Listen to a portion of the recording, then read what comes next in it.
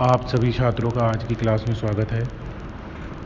ये आपकी क्लास 11वीं इकोनॉमिक्स की क्लास है, अर्थशास्त्र, जिसमें हमारा अध्याय चल रहा है आंकड़ों का अर्थ, आंकड़ों के प्रकार तथा आंकड़ों को एकत्रित करने की विभिन्न प्रणालियाँ।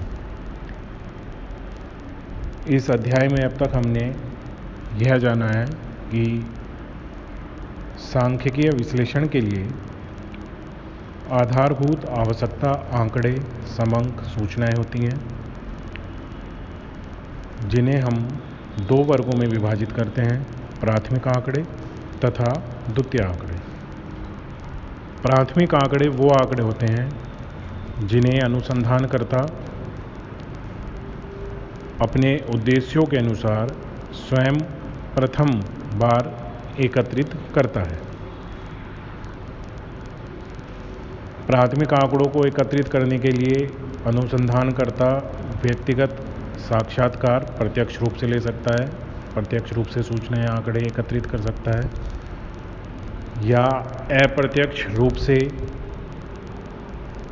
प्रश्नावली के माध्यम से, अनुसूचियों के माध्यम से, टेलीफोनिक साक्षात्कार के माध्यम से अपनी आवश्यकता के आंकड़ों और सूचनाओं को एकत्रित कर सकता है। उसी क्रम में जो द्वितीय श्रेणी के आंकड़े होते हैं, जिन्हें हम द्वितीय आंकड़े कहते हैं, ये वो आंकड़े होते हैं जिन्हें पहले से ही किसी संस्था द्वारा, किसी अनुसंधानकर्ता द्वारा या सरकार द्वारा एकत्रित किया जा चुका होता है तथा प्रकाशित किया जा चुका होता है। वर्तमान में अनुसंधानकर्ता अपनी आवश्यकताओं के अनुरूप उन आंकड़ों का अपने अनुसंधान के लिए प्रयोग करता है। आज हम द्वितीय आंकड़ों को किस प्रकार एकत्रित किया जा सकता है, इस बात पर चर्चा करेंगे। द्वितीय आंकड़े कितने उपयोगी हैं, कितनी इनकी विश्वसनीयता है, इस बात पर चर्चा करेंगे। किसी अन्य संस्था या व्यक्ति द्वारा एकत्रित या विश्लेषित किए गए आंकड़ों को द्वितीय आंकड़े कहा जाता है। प्रत्येक अध्ययन के समय विशेष अन्वेषण तथा अनुसंधान की आवश्यकता नहीं होती, बल्कि ये सांख्यिकीय सूचनात्मक आंकड़े हमें विभिन्न संस्थाओं या समय समय पर प्रकाशित की गई सूचनाओं के माध्यम से प्राप्त हो सकते हैं।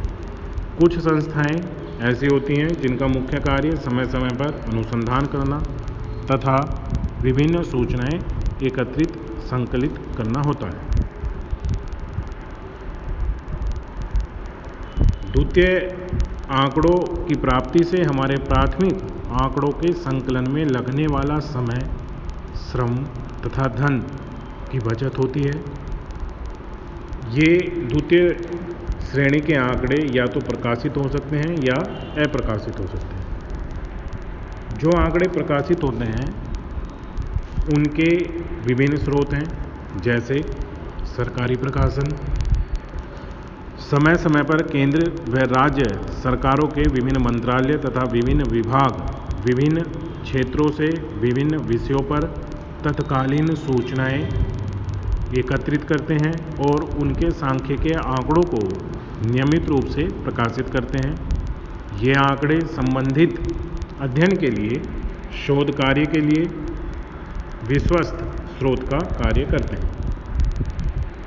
अंतर्राष्ट्रीय संस्थाओं के प्रकाशन, कई महत्वपूर्ण अंतर्राष्ट्रीय सांख्यिकीय आंकड़े हमें विभिन्न अंतर्राष्ट्रीय सरकारी संस्थाओं के प्रकाशनों की सहायता से प्राप्त होते हैं, जैसे राष्ट्रीय संघ, अंतर्राष्ट्रीय श्रम संघ, अंतर्राष्ट्रीय मुद्रा कोष तथा विश्व बैंक द्वारा समय समय पर विभिन्न सूचनाएं आंकड़े एकत्रित किए जाते हैं और प्रकाशित किए जाते हैं। अर्ध सरकारी संस्थाओं के प्रकाशन, कई अर्ध सरकारी संस्थाएं जैसे नगरपालिका, जिला बोर्ड आदि समय समय पर स्वास्थ्य, जन्म, मृत्यु आदि क्षेत्र के विभिन्न सूचनात्मक आंकड़े एकत्रित करते हैं तथा उन्हें प्रकाशित करते हैं। ये आंकड़े भविष्य में विभिन्न अनुसंधान या शोध कार्य के लिए सहायक हो सकते हैं। समितियों तथा आयोगों के विवरण।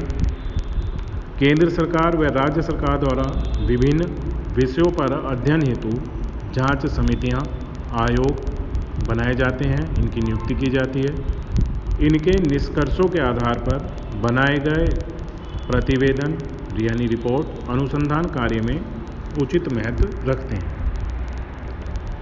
व्यक्तिगत प्रकाशन जैसे पत्रिका या समाचार पत्र, पत्रिकाओं जैसे उद्योग एवं व्यापार पत्रिका, समाचार पत्र आदि ये पत्र पत्रिकाएं अर्थशास्त्र, वाणिज्य, व्यापार के क्षेत्र के विभिन्न आंकड़ों का संकलन करके समय समय पर उन्हें प्रकाशित करते हैं, जिससे भविष्य में अनुसंधान कार्यों में सहायता प्राप्त होती है। अनुसंधान संस्थाएं। कई संस्थाएं विभिन्न विषयों पर अनुसंधान का कार्य करती हैं, जो द्वितीय आंकड़ों को प्राप्त करने की महत्वपूर्ण संस्थाएं हैं।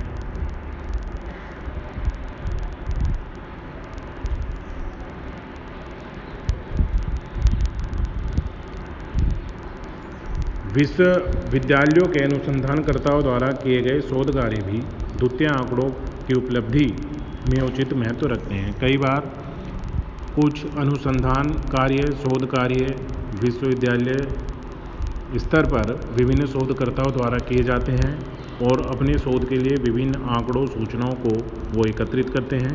ये आंकड़े और सूचनाएं भविष्य में पुनः शोध के लिए या किसी अन्य शोध के लिए सहायक हो सकते हैं। व्यापारिक संस्थाओं के प्रकाशन। वाणिज्य मंडल तथा व्यापार संगठन व्यापार एवं वाणिज्य से संबंधित विभिन्न सांख्यिकीय आंकड़ों को एकत्रित व प्रकाशित करते हैं, जो शोध कार्य में सहायता प्रदान कर सकते हैं, जैसे भारतीय वाणिज्य एवं उद्योग संघ आदि। इसके अतिरिक्त स्कंद विपणियां यानी स्टॉक एक्सचेंज, बैंक व सहकारी समितियां, व्यापार संघ आदि भी विभिन्न आंकड़ों को प्रकाशित करती है। संयुक्त स्कंद प्रमंडलों की वार्षिक रिपोर्ट। ये रिपोर्ट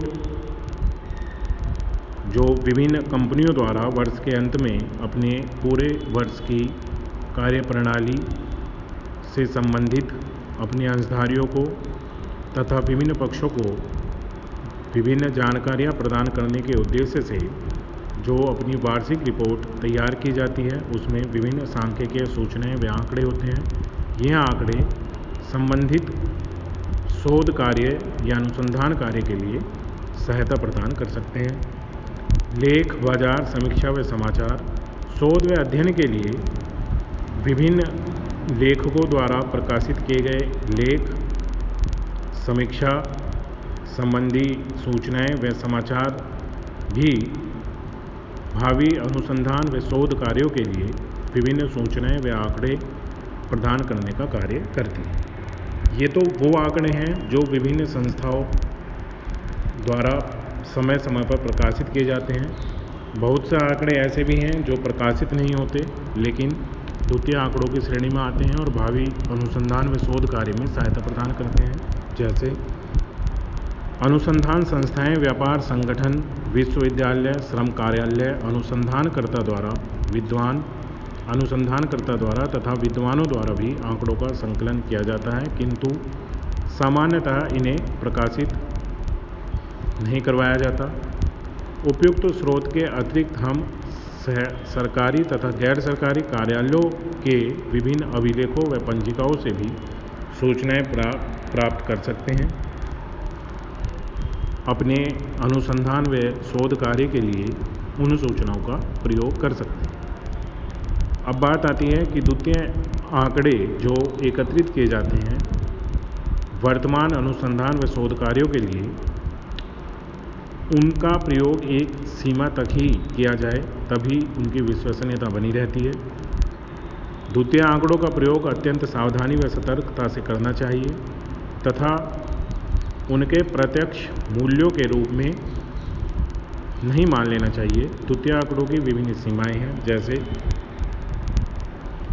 हो सकता है कि वे उपयुक्त क्रियाविधि द्वारा संकलित ना किए गए हों।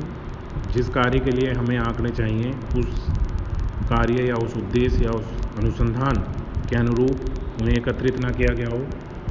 यह भी संभव है कि एकत्रित किए गए आंकड़े उद्देश्य के अनुकूल न हों। एक विशेष आधार पर एकत्रित की गई सूचनाएं किसी अन्य अनुसंधान, शोध, अन्वेषण के लिए अनुपयुक्त व असंबद्ध हो सकती हैं।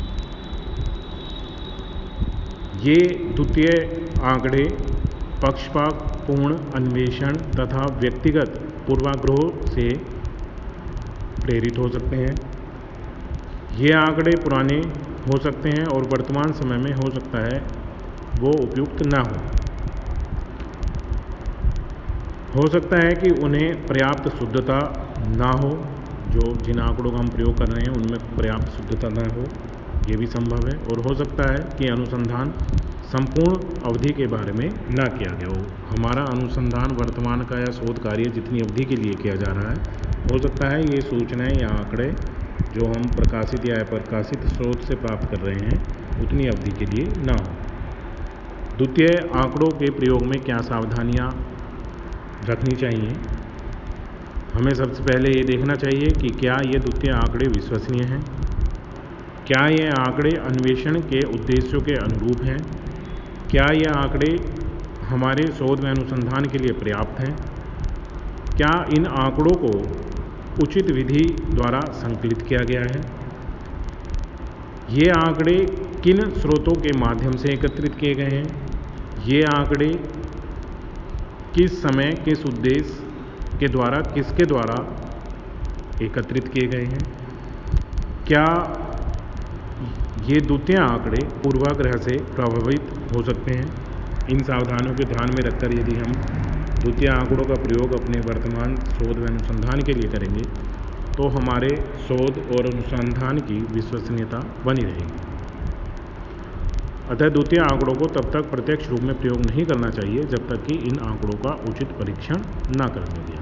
ये द्वितीय आंकड़ों के स्रोत, इनकी सीमाएं तथा इनका प्रयोग करने में किन सावधानियों को अनुसंधानकर्ता या शोधकर्ता द्वारा ध्यान में रखना चाहिए, इस बात पर आज की कक्षा में हमने चर्चा की है। आप इसे ध्यानपूर्वक पढ़ें, सुनें, समझें।